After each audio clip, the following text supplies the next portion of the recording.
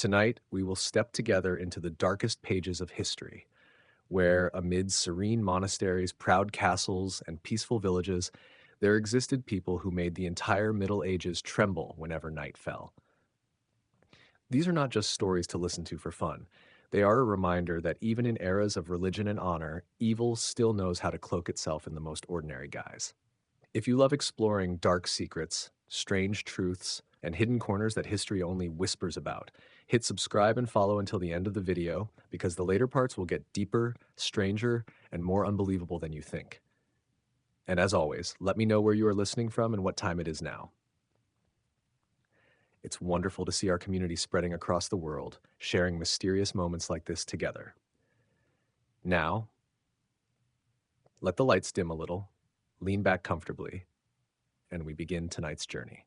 If you think the Middle Ages were all about hymns, armor, and peasants diligently plowing fields at dawn, then get ready to change your mind. Because right at the heart of that era, when the church dominated human minds and the laws were sometimes more whimsical than the weather, there existed people who could make even the toughest individuals exclaim, "All right, this is where I stop." And it was they, the figures standing on the blurred line between legend and truth, who made the people of that time lock their doors from the afternoon, hold their breath when the wind blew, and pray that whatever was knocking outside was not a neighbor with an overly peculiar hobby.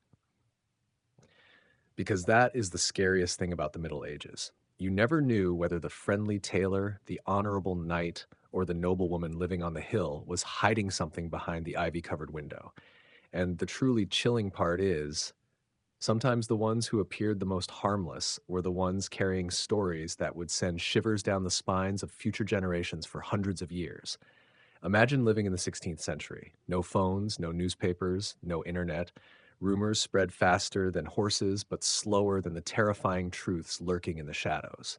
A missing child could be a wolf, or a demon, or a neighbor whose hands are always busy in the kitchen. And in an age where simply being labeled a heretic could get you dragged to the square, exposing a serial killer was really like playing poker with the devil. Testimony was vague, witnesses trembling, and the truth buried under layers upon layers of fear and power. That is why many stories from the Middle Ages became strangely indistinguishable. Some may be raw truths, horrifying enough that just thinking about them makes you want to turn on a bedside lamp. Others resemble tales woven to fill the gaps in knowledge, or to eliminate someone standing in the wrong place in the game of power. But whether truth or rumor, they share one thing in common. They reveal that human nature has never been as gentle as fairy tales suggest. In that era, justice was an unpredictable beast. When someone was accused, they could be judged based on evidence or by the mood of the judge upon waking. And in the countless chilling stories that survive to this day, some cases are too strange, too detailed, too haunting, making it hard to believe they are mere gossip. Trials where people confessed things no one wanted to hear, rooms locked for centuries, extremes of cruelty hidden only to be discovered too late. But to understand the workings of these human-shaped shadows, we must put ourselves in the minds of the medieval people.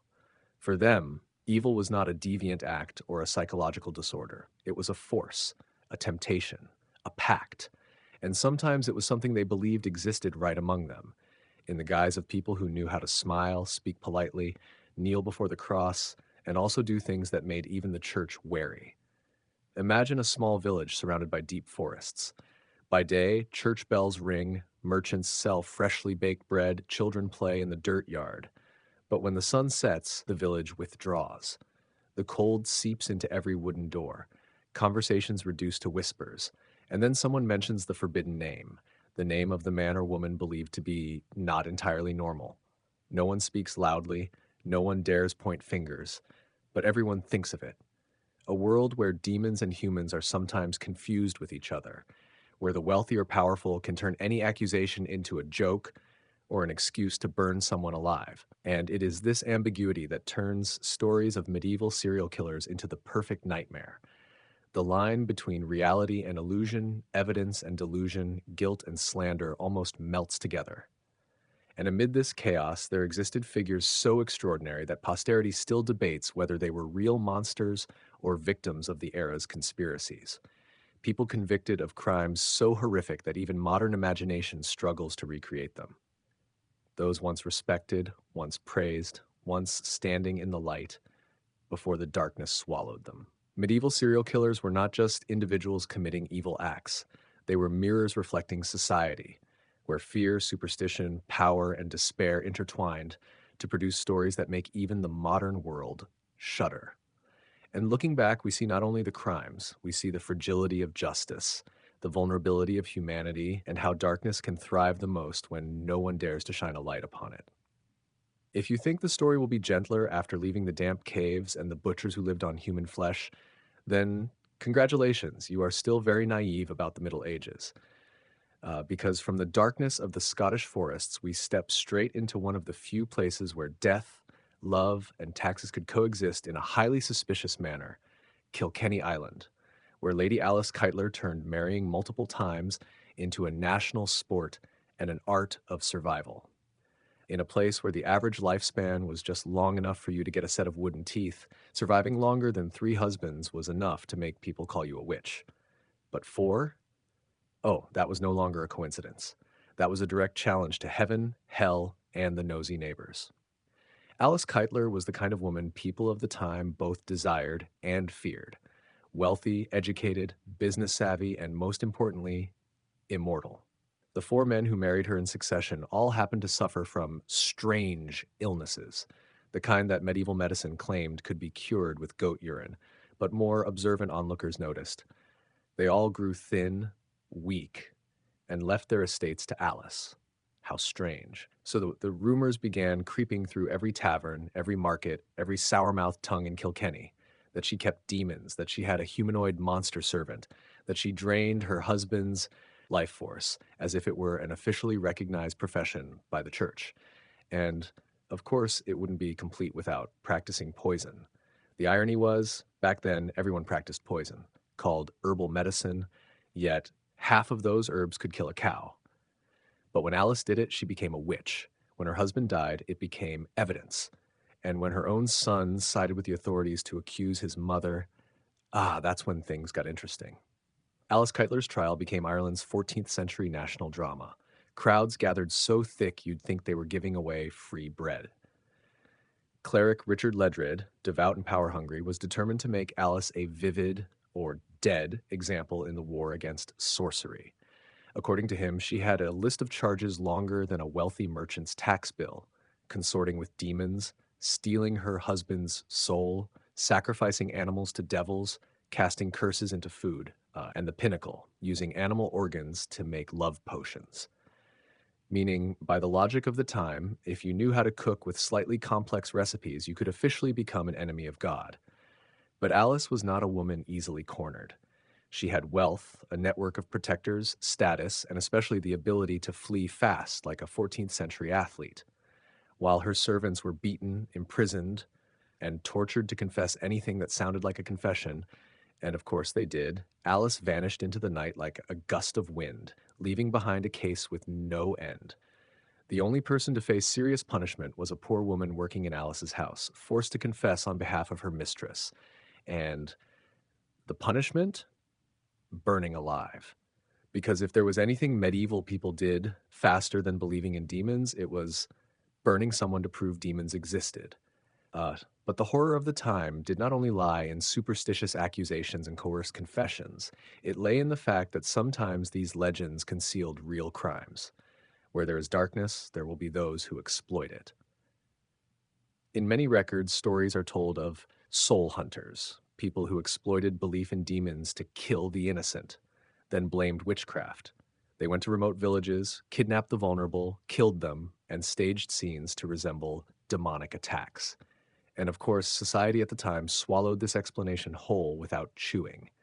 Fear is the easiest thing to spread when night falls. Kilkenny was no exception. In nearby forests, dozens of bodies were found in bizarre conditions, not bitten by animals, not killed by robbers, but tortured according to strange rituals beyond explanation. Evidence suggested that someone, or a group, was trying to mimic magical rituals to cover up their crimes. And they succeeded terrifyingly. Every eye turned toward Alice and imaginary witches, while the real culprits could be living right in the village, even standing in the crowd screaming for someone to be burned. Alice Keitler's story, no matter how much truth or rumor it contained, remains a perfect testament to the chaos of the Middle Ages, where justice was a game of chance, where religion and power intertwined, and where a strong woman could be turned into a demon simply for outliving men. And so, as Ireland shivered under the campfire light and the villagers' whispers, one simple truth echoed across centuries. The Middle Ages didn't need monsters, because humans already played that role perfectly.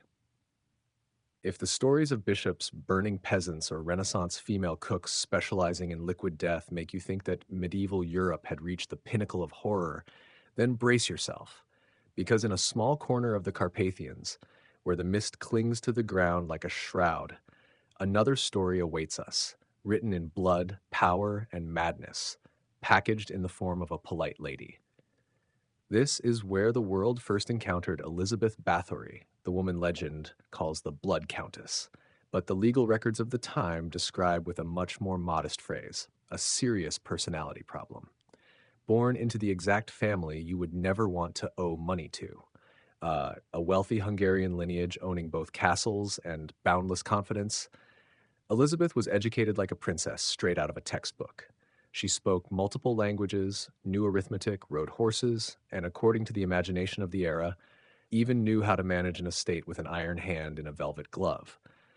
However, what they didn't mention was her unusual temperament.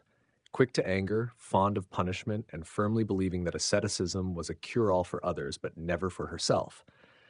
When her husband was away at war, something gentlemen of the time particularly enjoyed to avoid explaining bills, Elizabeth took full control of the estate. And that's when the rumors began. At first, just everyday incidents. A maid spills wine, Elizabeth lashes her with a whip.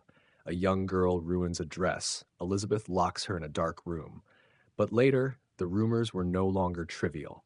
People said she punished maids with red-hot needles.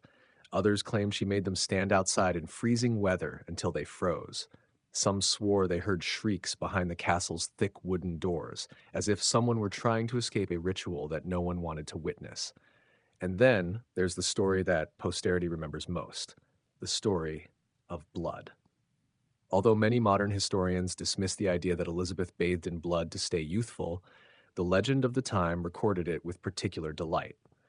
According to oral tradition, a maid accidentally pulled Elizabeth's hair while combing it. Instead of lightly scolding or groaning like an adult, Elizabeth slapped the girl so hard that blood spattered onto her own hand. Elizabeth looked, touched it, then smiled. A smile that froze the storyteller. And so the rumor spread. The Countess believed that the blood of virgins would keep her young forever. To be fair, everyone at the time believed in strange cosmetic methods. People used bird droppings for skincare, they applied mercury to the face to look radiant. But Elizabeth, according to legend, took beauty care to a new level, a level that makes you stare at your own bathtub and wonder, do we need to lock the door? Yet, what made Elizabeth's case extraordinary was not the legend, but the scale. Peasant girls coming to work in the castle and disappearing was not unusual in feudal society. But when the daughters of the local nobility began vanishing, people decided it might be time to stop being polite to the Countess. And so a secret investigation was launched. Secret in the medieval sense, meaning everyone knew but pretended not to care. When officials raided the castle in 1610, they claimed to have seen bodies, the dying, and tools that had little to do with teaching manners, and looked more like Roman torture instruments. Elizabeth was never brought to trial because she was a noble, and nobles were never judged by the law for common people. Instead, she was confined in her own room, windows bricked up, living like a ghost for 4 years before dying. A strange ending, living in velvet until the final moment, but forgotten as if cursed. However, what makes Elizabeth's story haunting to this day is not the number of actual victims, still a matter of debate, but the way society chose to tell her story.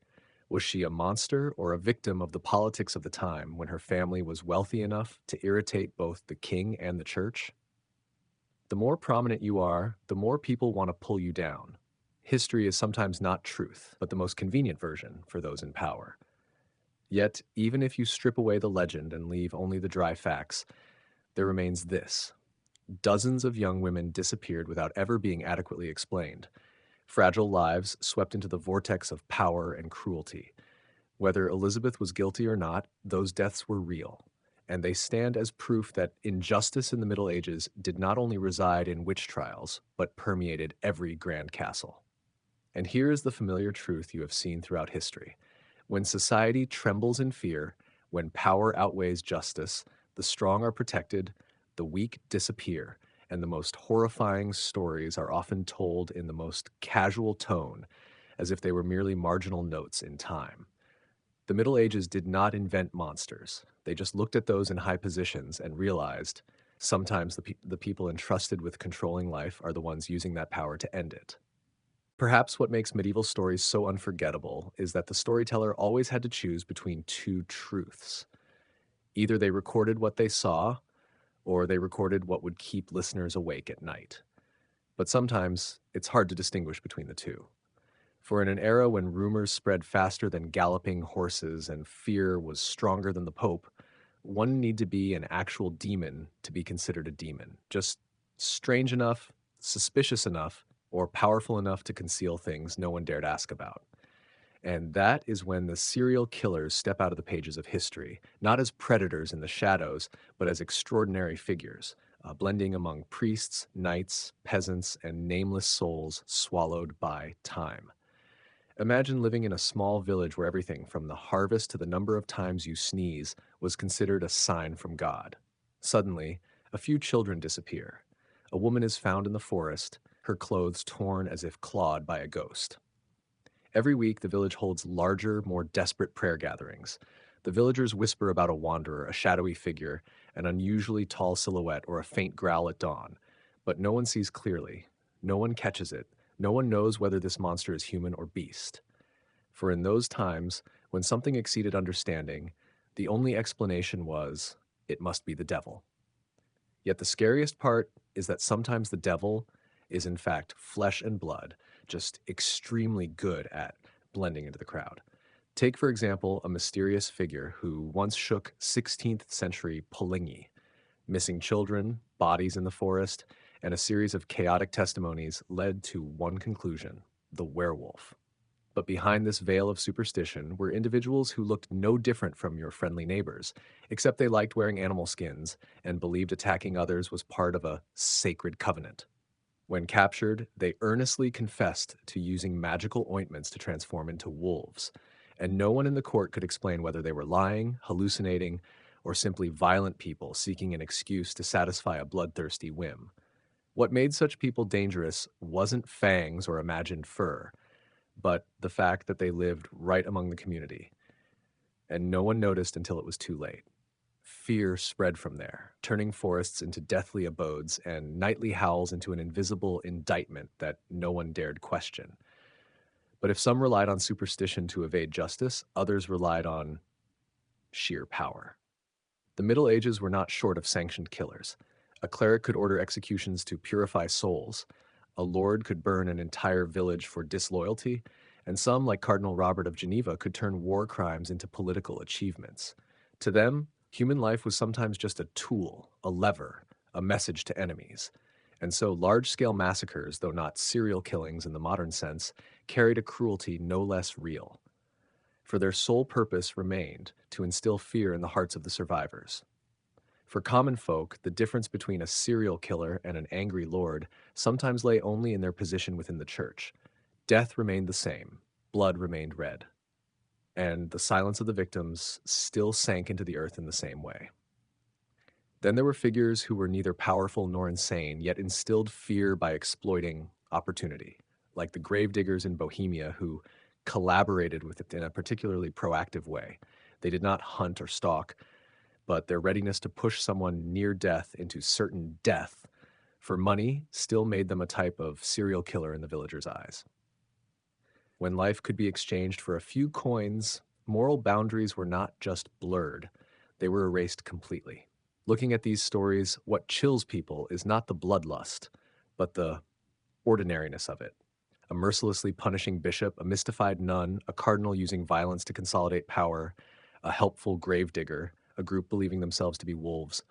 None of them thought they were doing wrong. Their era convinced them they were serving a purpose greater than themselves, or worse, they believed no one cared enough to stop them. And that is the most terrifying part of history. Most monsters did not come from the shadows. They came from small villages, quiet monasteries, golden churches, and sometimes from the very human trust placed in the wrong people. Perhaps what makes medieval crime stories so unforgettable is that the scariest part never lies in what was recorded, but in what was deliberately concealed. Every time an angry monk burned a stack of manuscripts for the good of the faithful, every time a duke ordered records rewritten to align with God's will, another killer disappeared from history. Not because he was clever, but because he perhaps stood too close to those in power. And in the darkness of that world, crimes like villages being torn apart, bodies dumped at crossroads, or four monks vanishing in silence became mere seasoning for a persistent fear that no one could explain. The Middle Ages were reason always lost to panic. When bodies were found torn apart in the East, people did not think of wild beasts or bandits. They immediately blamed werewolves. When corpses were left at crossroads, they blamed witches, devils, or wandering woodcutters whose names no one knew. And when four monks disappeared in Devon, villagers insisted the culprits were wolves, and the wolves, according to the sarcastic wording of later chronicles, flatly denied it. It was precisely this mix of fear, superstition, and ignorance that turned very real crimes into legends, and legends into convincing evidence of things that never existed. But what chills us the most is the silence that shrouds these stories. Missing monks were replaced in records by a few terse lines. Trials concluded not with justice, but with someone rewriting records to avoid causing alarm. And then everything gradually sank, buried under layers of centuries' dust. The true killers, whether a deranged monk, a diseased knight, or just an anonymous bloodthirsty individual, were never mentioned again. This is what makes medieval crime a labyrinth. Too many rumors, too many ghosts, and too little truth. Yet in that era, there emerged a person who stood completely apart from those anonymous shadows. A woman who forced history to record her name, whether it wanted to or not. Someone whose power, intellect, and ambition shook Europe for decades. And her story, Elena of Aquitaine, is not bloody like the cases we've just mentioned, but terrifying in a different way. Terrifying in her audacity, in how she bent the male-dominated order, and in how she made the most powerful men in Europe fear the intellect of a 20-year-old girl. Elena did not grow up in a cold convent or a poor farm, but amid the music, poetry, and luxury of Aquitaine, a land so wealthy that even the King of France had to tread carefully. But when her father died suddenly, the 15-year-old girl became not only a duchess, but prey for the ambitions of all Europe. Yet people misjudged her. Elenina was not born to be possessed. She was born to rule.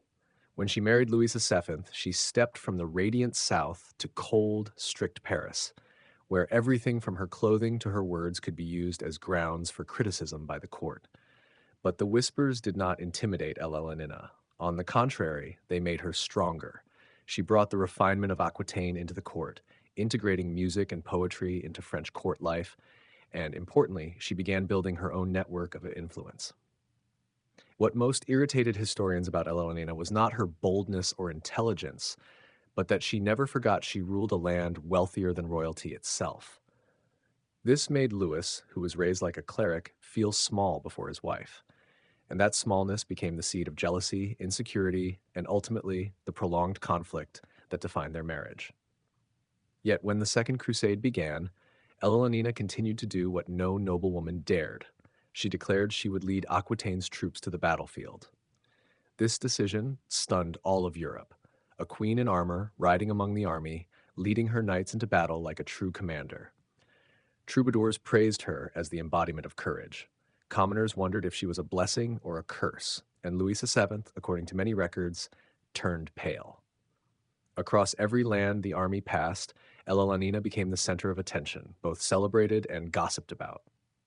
Some soldiers even swore loyalty to her over the king, which only increased Louis's unease.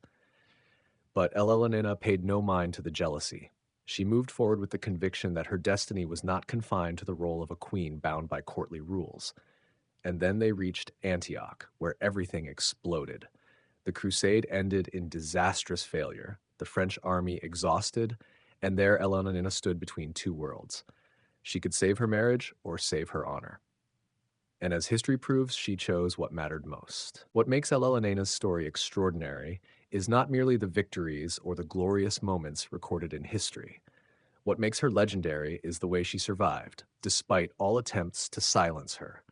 16 years of imprisonment. For another woman, that period might have been the end. But for Elelonina, it was merely a dark chapter before the most brilliant comeback of her life. The silence imposed by Henry did not kill her. On the contrary, it forged her into a figure that all of Europe could not forget. Within the cold stone walls of the English fortresses, where darkness lasted longer than the day and loneliness crept into every breath, Elelonina quietly observed. The trickle of news from the court, rumors from the guards, fragmented pieces of European politics, all were collected, organized, and transformed into silent weapons. She understood that Henry was not invincible. His empire was vast, but that vastness was also its weakness. It demanded the constant presence of a king, and Henry had only one body to race against too many responsibilities. Elelonina recognized what Henry deliberately ignored. The disintegration did not come from outside, but from within their own family. Their sons, heirs of the lineage, were like arrows drawn in a bow of power. A single small mistake by Henry could release them all at once. And as she predicted, that mistake came. The death of young Henry in 1183 was a thunderbolt. The king collapsed, and the empire wavered. Richard, the son Elelonina loved, but also feared the most, became the heir. From her place of confinement, she heard news of disputes between father and son, of lingering suspicions, and of Richard's tenuous alliances with the lands under her rule. She understood that her moment was approaching. Henry II, in a desperate effort to extend his power, had isolated himself from those who had once been most loyal. Richard, hot-tempered and proud, would not accept being treated like a child. The conflict between father and son erupted like a fire no one could extinguish, and in that chaos, Elelonina's name reappeared like a ghost from the past. Henry thought he had imprisoned forever. She did not take the battlefield nor command armies, but her influence was certainly present in every decision Richard made, in every letter sent to the lands of Aquitaine, in every promise that when he became king, she would no longer be a prisoner. The woman imprisoned for 16 years suddenly became a symbol of political resistance, and those who had once seen her as a thorn now whispered her name with quiet respect. In 1189, when Henry II, exhausted, betrayed, and forced to flee the final battle of his life, realized that defeat was imminent, the first name on the list of rebels against him that made him freeze was not Richard, not the King of France, but Elelonina, the woman he thought he had bound for life. That moment crushed Henry. A few days later, he died, and almost immediately Elelonina's prison doors were opened. She stepped into the light of freedom, not as a pardoned prisoner, but as a symbol risen from legend. Richard, now King Richard I, the Lionheart, knew that no one in the world understood European politics as deeply as his mother. And Elelonina, at nearly 70, a time when most medieval women had long left the world, once again held the fate of an empire in her hands. She immediately became regent, while Richard departed for the crusade, managing the kingdom with a calmness and sharpness that even her enemies had to acknowledge. During those years, she moved from castle to castle, resolving disputes, signing treaties, quelling rebellions, and consolidating her family's influence. She was not a shadow behind the throne. She was the throne itself, through intellect, through networks of power, and through an existence that could not be forgotten. Nothing illustrates Elelonina's power more than how she handled Richard's kidnapping on his return from the crusade. While all of Europe was in chaos, while kings vied for influence and lords tried to profit from the crisis, Elelonina, despite being over 70, personally set out, negotiated, and traveled hundreds of kilometers to gather the ransom for her son. She did not merely save a king, she saved an entire dynasty. Later historians said that if the era had allowed women to ascend the throne, Elelonina would have been a second Alexander the Great. But perhaps her greatness did not lie in the throne, but in her ability to rise above it through intellect, through perseverance, and through a life that challenged every limit history tried to impose on women. In her final years, as the era began to turn into a new century and the brutality of the Middle Ages seemed never to diminish, Elelonena still would not allow herself to relinquish her responsibilities. She had once been a young girl from southern France, with eyes alight with ambition, the proud young Duchess of Aquitaine, the queen of two powerful kingdoms, the mother of valiant kings. And now, at an age when most women of her time had vanished from history, she still held her position as the last pillar ensuring stability for a Europe in turmoil. No one could have imagined that a woman who had endured war, betrayal, exile, and loss could still possess the strength to lead the men at the heads of kingdoms. But what made Elenina exceptional was not only her iron will, but also her ability to look beyond personal pain to preserve what she believed was her legacy, a Europe where her descendants could rule without being swept into perpetual chaos. When Richard died, the Angevin dynasty teetered on the brink of collapse. The son she had loved most had departed this world amidst the roar of battle, leaving the throne to John, the one she had restrained for years due to his dangerous ambition. For many, this would have been the moment for Elelonina to step back, to accept the frailty that time had imposed. But she was never the type of woman to let life choose for her. She always determined her own course. Thus, once again, Elelena assumed a political role, not for power, but out of an inescapable sense of duty. She knew that John commanded neither the respect of the people nor the composure the throne required. Yet he was her son, the legitimate heir, and Elenina understood that if she did not protect him, her lifelong work would crumble to dust. So, despite a heart heavy with grief over Richard's loss, she resolutely forced herself to remain vigilant. In those days, historians recorded Elelena as a fire never extinguished despite her age. She rode from region to region, passed through besieged fortresses, stood before councils of divided nobles, and spoke with a voice both gentle and firm enough to make even battle-scarred warriors bow. The Aquitanian nobility, notorious for their pride and obstinacy, dared not refuse her call. They did not obey John, but they respected Elenina, and for them that was enough. But her challenges were not confined to her family. All of Europe was changing. The power of the Capetian dynasty was growing. Philip Augustus, once an adversary of Richard, now saw an opportunity to expand territory by dividing her family. Every step Elelonina took in the political arena was like walking along countless hidden traps. A single misjudged treaty could cost Aquitaine entirely. A hesitant decision could topple John. But she did not waver. For 7 decades, she had lived among the most cunning, dangerous, and violent men of the Middle Ages, and through it, she learned to become someone even they had to respect. What made Elelonina truly remarkable at this stage was not only her endurance, but also her subtlety in diplomacy. When arranging the marriage of her granddaughter Blanche, she was not merely forging an alliance. She was laying the foundation for the future of Europe. When negotiating with rebellious nobles, she did not act through force, but through profound understanding of their loyalty, pride, and fears. She was no longer the woman pushed to the margins of politics as she had been under Henry II. She was the architect of the path for an entire generation. Even as her health declined, she refused to retreat from the affairs of the kingdom. Those who came to the abbey at Fontevraud, from kings to bishops, did not seek her out for pity for an old woman, but because they knew that within her mind existed a map of European power, built from experience that no one else possessed. Though the world around her changed, Elelena retained the aura of a woman who knew precisely who she was, what was worth fighting for, and how to ensure her lineage would not be swept away by waves of hostility. When she passed away in 1204, it was not the death of an old woman, but the conclusion of an era shaped by her hand. Elelena did not merely live long. She lived with purpose, and she lived in a way that no one could replace. From her radiant youth in Aquitaine to the long nights in Henry's prison, from the throne of France to her role as the Queen Mother in England, she never allowed life to decide for her. She always wrote her own story. And perhaps that is why, when her statue was carved with an open book in her hands, posterity understood that Elelonena was never merely a historical figure. She was the storyteller, the writer, the shaper of history.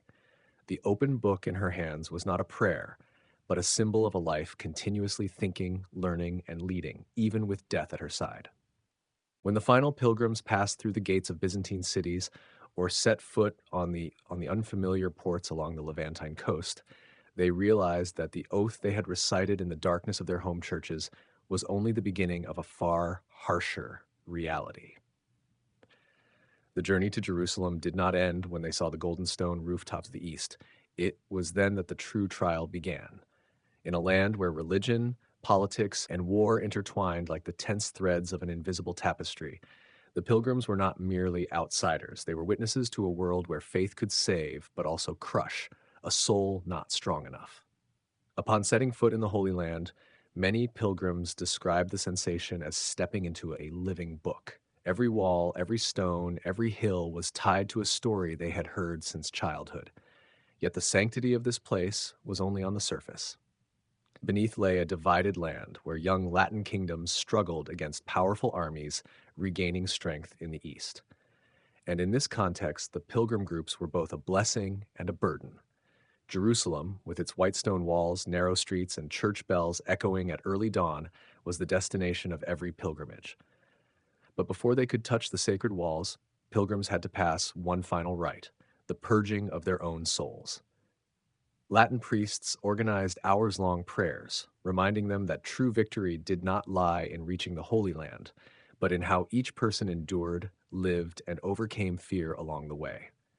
Anyone who survived to this point, whether knight, peasant, or widow with small children, was considered to have passed through one of the narrowest gates of life.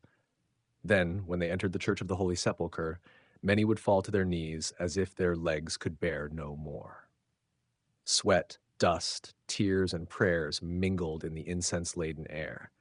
It is said that some veteran warriors, accustomed to the scent of blood and the clash of steel, wept like children when their lips touched the stone believed to be where the body had been laid after death. These moments were not legend, they were recorded truths in numerous medieval documents, truths woven from absolute exhaustion and unwavering faith. But holiness and peace did not last long. Jerusalem of that time was not a peaceful pilgrimage town. It was a fortress besieged in many ways. The Crusader groups had to maintain order, distribute food, guard the walls, and ease the fears of the local population. Aggression, hunger, and cultural differences could turn the narrow streets into tinder for violence. Thus, the knights acted as protectors, police, and guardians of faith. For them, fighting did not always take place on battlefields. Sometimes it occurred during sleepless nights, amid doubt about the very ideals they had vowed to defend. However, what made the crusade unique was not merely the battles, but the spiritual transformation. Confronted with a land unlike anything they had imagined, many pilgrims realized that their faith was no longer something worn on their cloak. It was something they had to bear within their hearts. And that burden was both a reminder and a flame illuminating their steps. The time they spent in the Holy Land was unlike any other period of their lives. Peasants, accustomed only to plowing and the seasons, suddenly found themselves standing beside legendary knights in the same prayers. Nobles, who had once commanded hundreds of soldiers, now walked barefoot on steep streets to demonstrate humility. Widows, once scorned by their villages, became respected for daring to traverse thousands of dangerous miles in search of salvation. But the pilgrimage did not end in Jerusalem. For many, the moment of leaving the city was even harder than arriving, for they knew not everyone would return, and what they carried was not only relics or sacred tokens, but a heart forever changed. They carried the image of gray hills under the Palestinian sunset, prayers echoing in the cold morning, and the feeling of smallness standing before a land that had witnessed life, death, and resurrection. Throughout the journey back to Europe, many pilgrims recounted that whenever they stopped in a town, the locals would look at them with a mixture of awe and curiosity. The red cloth, the symbol of their oath, was now frayed, dusty, and sun-bleached by the eastern sun. But to those who understood, it was no longer just a piece of fabric. It was proof of perseverance, of penance, of a soul that had dared to confront the sacred with all the vulnerability of humanity. And it was these experiences that created a tradition lasting centuries. The tradition that the journey to the Holy Land was not merely a trip, it was a rebirth, a way for an ordinary person to become part of a story beyond their own life. In the darkness of churches, where oaths continued to be whispered through generations, the Crusader culture sowed a resilient seed that sometimes to find oneself, right, a person must step into the most dangerous place, both on the map and within the heart. But even upon reaching Jerusalem, the journey was never truly over. Pilgrims saw the city not only with their eyes, but with souls tested through every hardship. Each stone in the city seemed imbued with stories of sacrifice, of the blood and sweat of those who had gone before them. Walking along the narrow cobblestone streets, they felt acutely that they were continuing an ancient tradition, a sacred flow linking the past with the present. Every step was a living prayer. Every breath merged with the echoes of those who had gone before.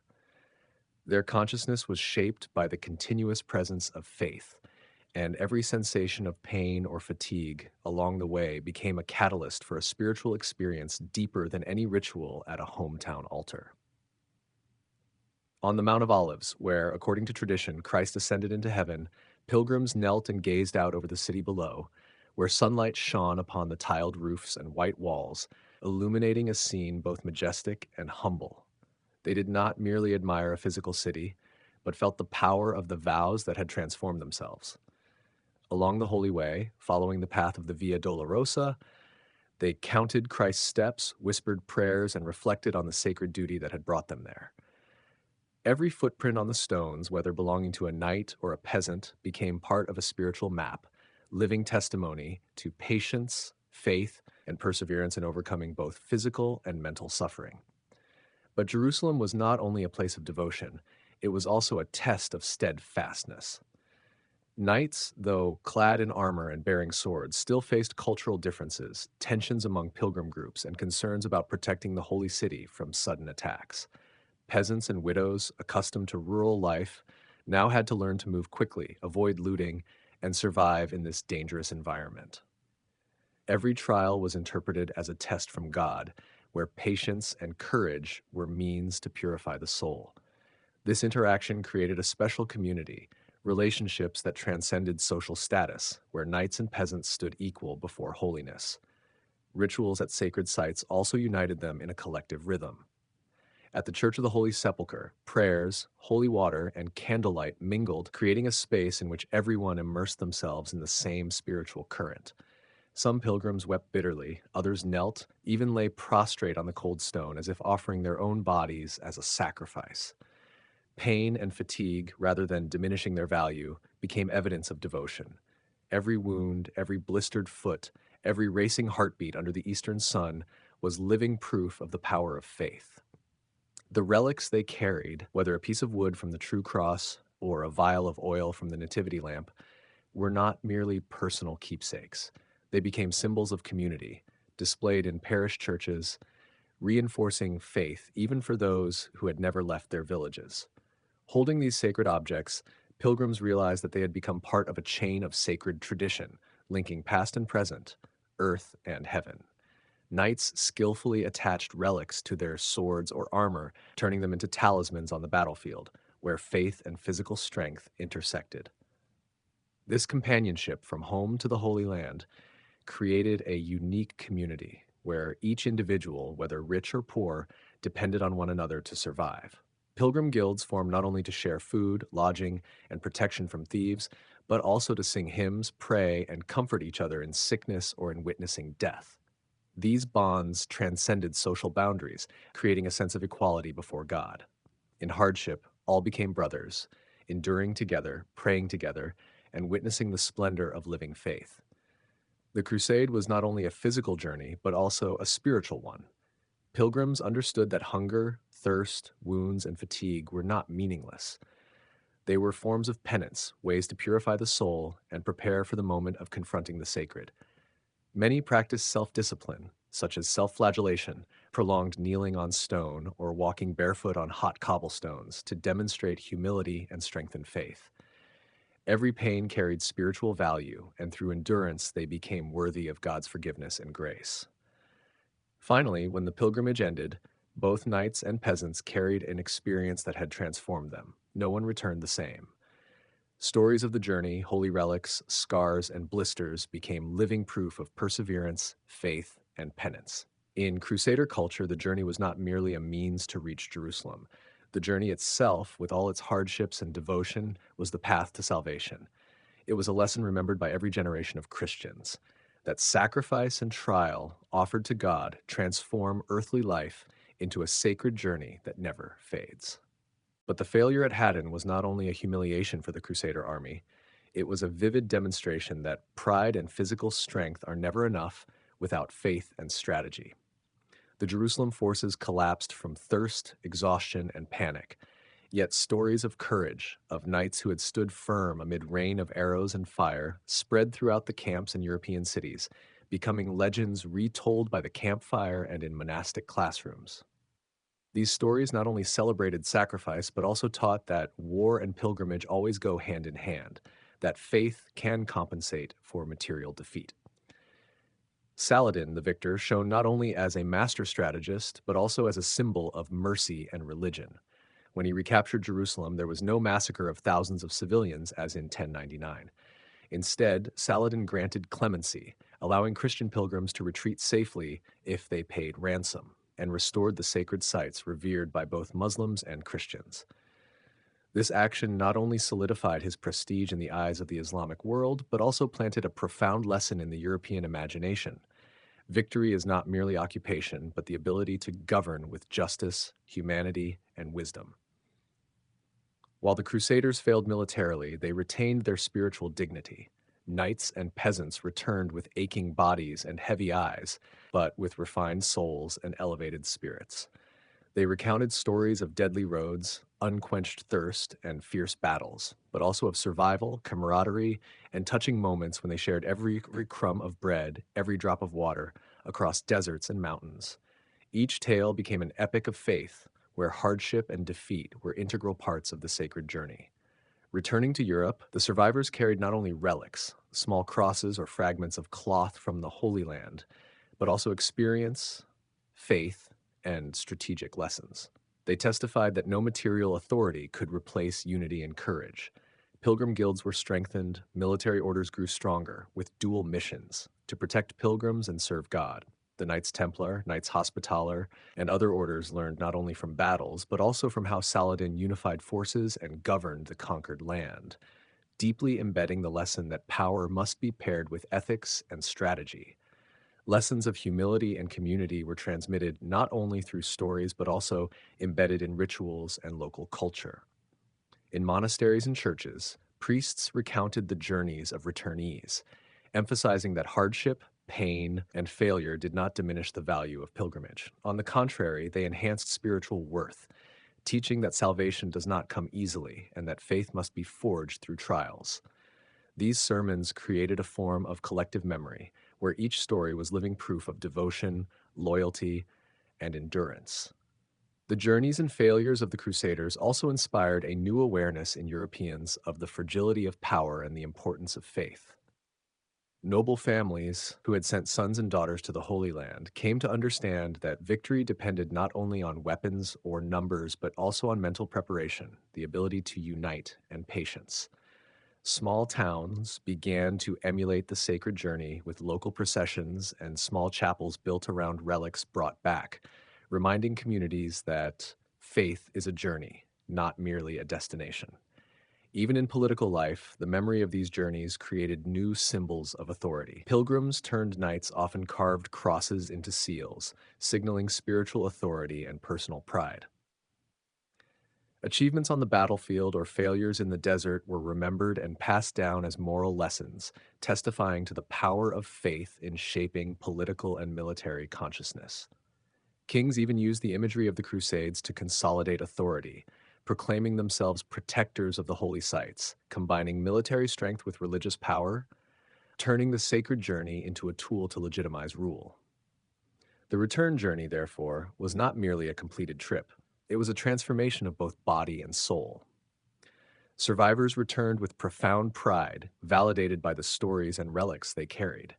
Relics were not only objects of veneration, but symbols of indomitable spirit, courage, and steadfastness in the face of trial. They reminded communities that the sacred journey demands sacrifice, pain, and perseverance. Ultimately, the failure at Hadin and Saladin's victory etched a message into the medieval imagination that the sacred journey transcends military victory or defeat. It is proof of the power of community, patience, and the connection between faith and action. Stories of knights, peasants, queens, and priests overcoming trials became an indispensable part of European cultural heritage. They taught that salvation comes not only from prayer, but also from suffering, sacrifice, perseverance, and commitment to live for a purpose higher than oneself. And as the 12th century drew to a close, as the Crusader kingdoms in the Holy Land gradually fell, the memory of the pilgrimage endured as a lasting legacy. It was etched deeply into the minds of generations in stories, in sermons, and in the remaining relics. The journey was not only war, nor disaster, nor victory. It was a living ritual where faith, suffering, loyalty, and sacrifice fused into a timeless symbol of Christianity. It reminded every generation that the path to salvation is never easy, but it is precisely that journey, with all its hardships, losses, and faith, that transforms ordinary people into living legends. When the gates of Jerusalem opened on October 2nd, 1187, one era ended and another began, but not with fire and blood as the Crusaders had imposed in 1099. Instead, silence and order prevailed, a feeling both strange and steeped in ritual, as the inhabitants left the city carrying what little remained: pots and pans, clothing, religious symbols, and relics tied to daily life as well as faith. Under the golden autumn sky, priests led the procession, hymns echoing through the streets, creating a scene both tragic and sacred, reminding that war and defeat could not extinguish the faith and loyalty of those who had once called Jerusalem the Holy City. Outside the city gates, Saladin's Muslim soldiers maintained strict order, yet they did not engage in frenzied looting or revenge. Saladin's spirit had permeated every soldier. They respected the agreement, ensuring that everyone could leave safely, even those unable to pay ransom. Faces once filled with anxiety now glimmered with relief, yet also carried the deep sorrow of loss. They left the city that for generations had been the heart of Christian pilgrimage in the East, where every stone bore the footprints of knights, prayers, and drops of blood shed in battle. Balian of Ibelin, standing between the populace and the Muslim army, became the central image of resilience and honor. Though defeat was inevitable, he maintained his spirit, neither begging nor yielding, but negotiating straightforwardly to protect the lives of civilians. In the eyes of the people, Balian was the embodiment of hope, a witness to a way of life where honor, courage, and faith could safeguard the community even in the darkest moments. He guided the movement of the people, reassured frightened families, and organized the carrying of precious relics. Tears, embraces, and prayers resounded as they left the streets that had echoed the name of Christ for generations. Saladin, on the other hand, was not only a conqueror but also displayed a rare aspect of victory, humane and transparent. By allowing the populace to ransom themselves, freeing the impoverished, and ensuring the protection of holy sites, he not only reinforced his political authority but also created a grand moral symbol.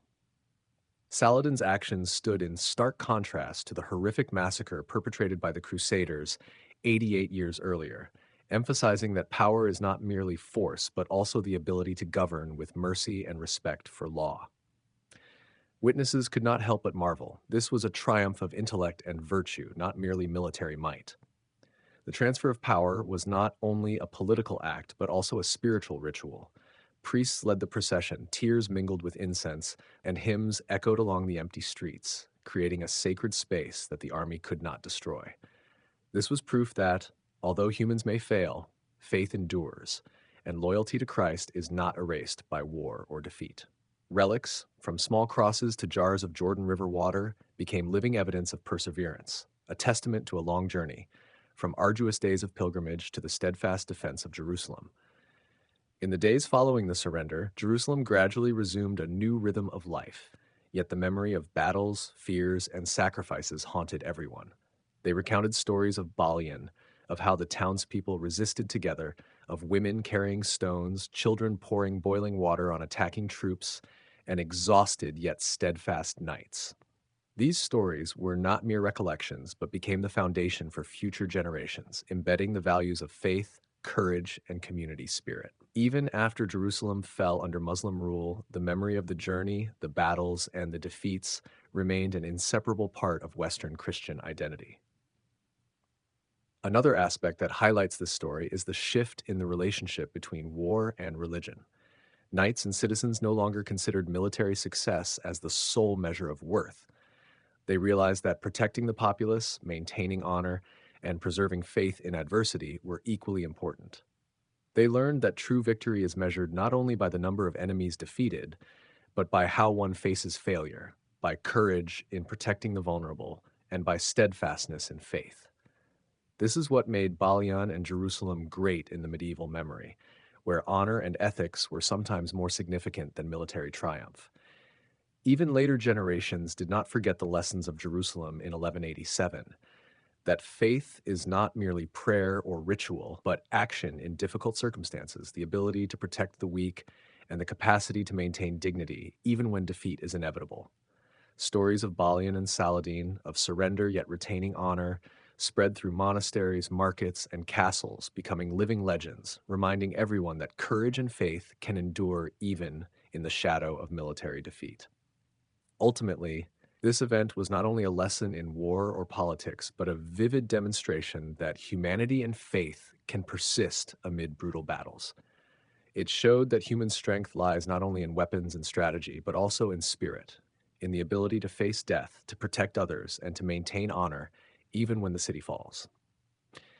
The memory of Jerusalem in 1187, of Balian, of Saladin, and the city's inhabitants became a timeless symbol of faith, honor, and courage, a lesson that subsequent generations in Europe would never forget. When news of fall of Jerusalem reached Europe, a wave of horror and outrage swept across the continent. Kings, nobles, and knights all felt deeply that not only had a holy city been lost, but the spiritual prestige of Western Christendom had also been shaken.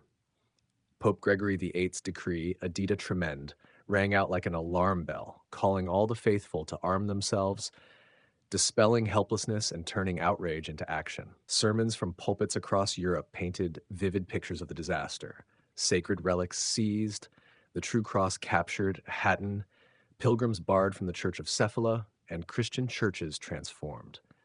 This event was not merely a military defeat, it was a spiritual catastrophe, a shock that reverberated through every village, town, and palace from Portugal to Poland.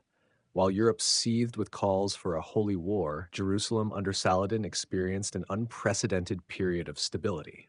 The city, once the target of violence and hatred, now witnessed a benevolent transfer of power. Ransom became a rational mechanism to protect civilians. Those able to pay were allowed to leave safely, while the poor and destitute were ransomed by Saladin and his commanders using their own resources. Even Saladin's brother, Al-Adil, contributed significantly, redeeming many impoverished citizens and spreading a message of mercy and the responsibility of those in power. Saladin's presence in Jerusalem bore none of the arrogance of a victor. He rode through the streets, but upon reaching the Al-Aqsa Mosque, he dismounted to pray, showing humility before God and respect for the sacred history of the place. Religious sites previously seized and altered by the Crusaders were purified and reconsecrated, ensuring that the city remained the spiritual heart of Islam.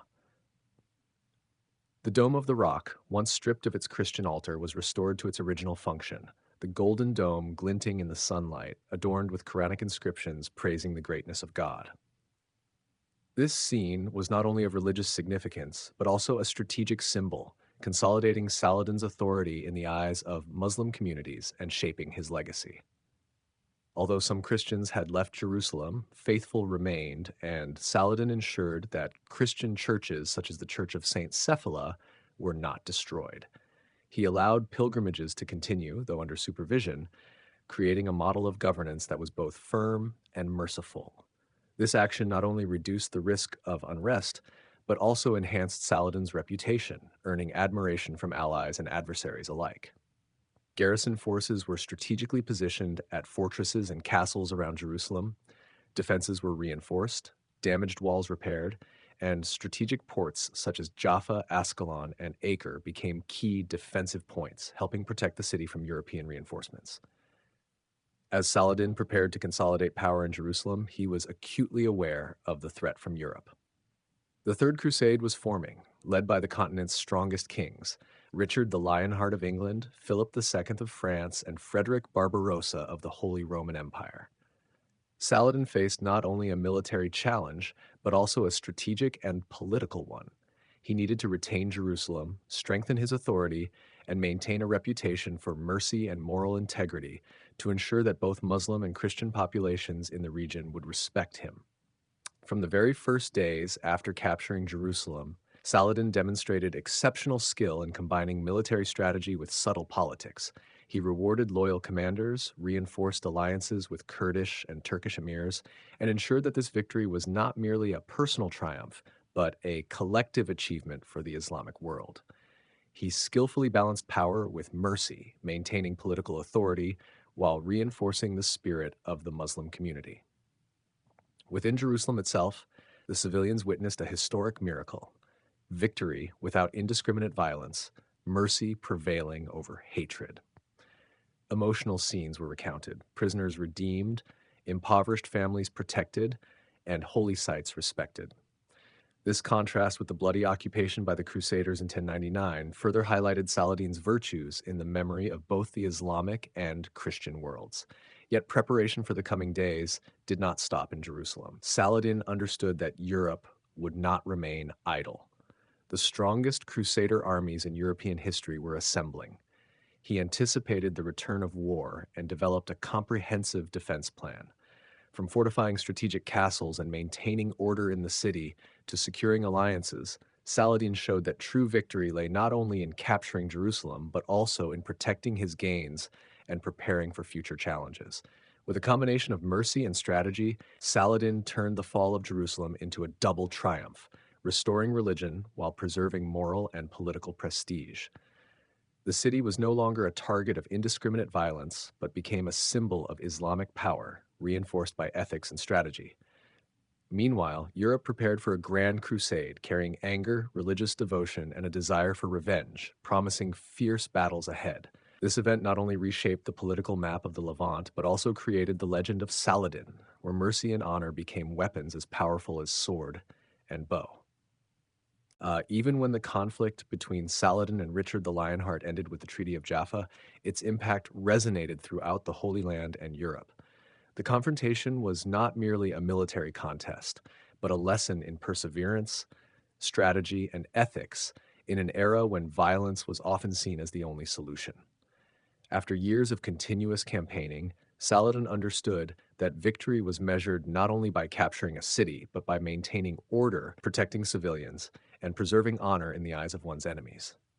He demonstrated that true power lay not only in military strength, but also in the ability to balance strategy, morality, and mercy.